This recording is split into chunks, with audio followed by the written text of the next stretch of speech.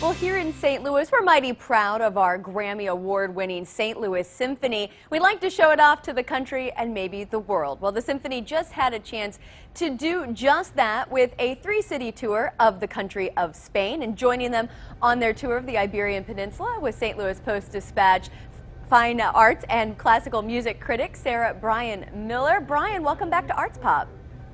Thank you. And welcome It's home from Spain. Tell us a little bit about the tour and just where they were and what they were playing and just how it went. Well, it was a three-city, four-concert tour. Started in Valencia on the south coast of Spain, southeast coast, and then went to Madrid and ended up in Oviedo, which is in the northwest. And they took two programs with them and played them a total of 4 times. And really, I think, wowed people, judging by the audience reaction. That's fantastic. They had some special soloists join them as well, so kind of bringing in the European connection. Well, violinist Gil Shaham is an all-American Israeli boy, but a Swedish trumpeter for the other program, and it's always good for orchestras to play in different halls. They listen to each other differently. It helps build the ensemble. And traveling together and enduring the occasional vicissitudes of travel also help bring them together. And I would say also that the fabulous hotel breakfasts in Spain brought them together.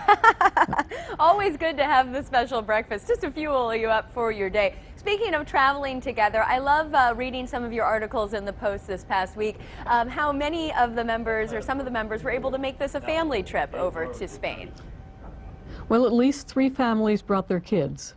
Scott Andrews, the principal clarinet, and his wife, pianist Nina Farino, had their 2 children.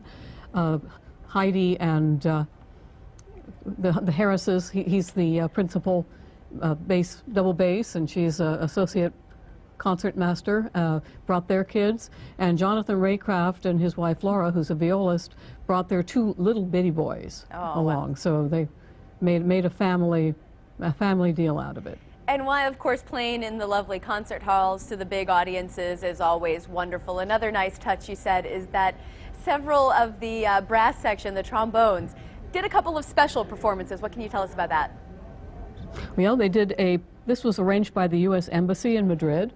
And one of the things that the cultural attaché does is arrange to bring fine American artists to the attention of the public.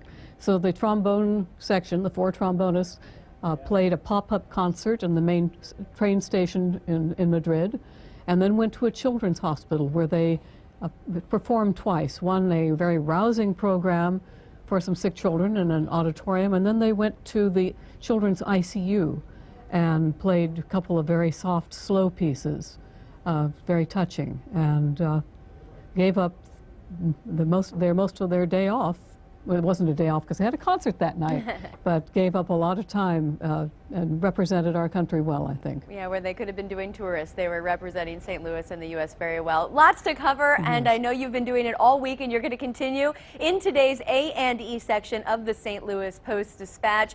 More on the St. Louis Symphony's concert tour of Spain. And, of course, we're also going to link you up to not only today's article, but all the articles of the past week, so you can read more of Bryan's coverage from Spain. Bryan, thank you so much. Welcome back home. We can't wait to hear more about the Symphony's travels.